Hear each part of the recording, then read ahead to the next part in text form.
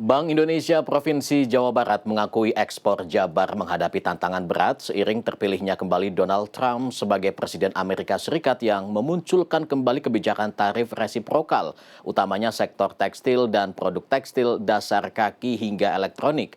Namun kondisi itu harus disikapi dengan tenang dengan melihat peluang yang ada, serta melakukan penetrasi baru ke negara-negara ASEAN dan Afrika.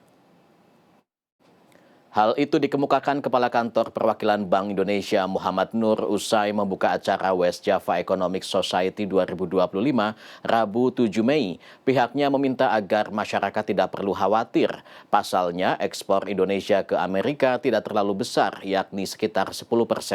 Kebijakan tersebut mempunyai sisi positif dan negatif. Dalam perihal ini, Indonesia mampu mencari kesempatan relokasi ekspor dari AS ke negara yang terkena tarif lebih tinggi dari Indonesia. BI Jabar bakal terus berkoordinasi dengan pemerintah provinsi, kota, dan kabupaten, serta instansi pusat Bank Indonesia agar mencari strategi untuk tetap memperkuat ekspor Jabar.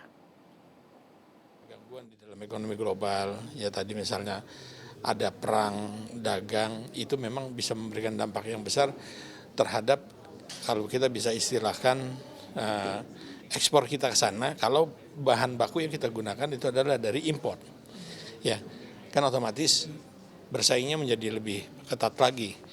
Yang kedua juga mungkin dari barang impor tadi itu ada kenaikan, itu bisa menekan juga kepada inflasi, imported inflation, ya bisa juga dampaknya ke sana juga. Nah, tapi tadi yang saya katakan itu sisi yang menjadikan hambatan tentang. Tapi di sisi lain sesungguhnya ada pasar-pasar baru yang terbuka buat kita. Misalnya di ASEAN, kan gitu ya. Ya contoh misalnya gini, perang dagang Cina sama Amerika. Ya, adanya tarif tentu akan mengganggu ekonomi Cina. Sementara Cina sendiri mengekspor barangnya ke Amerika, mungkin ada barang yang dari Indonesia. Sehingga ekspor barang kita ke Cina pun juga akan terganggu.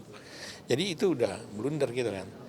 Tapi di sisi lain jangan sampai lupa kita masih ada Afrika loh, ya, yang di sana juga terbuka bangsa pasar kita.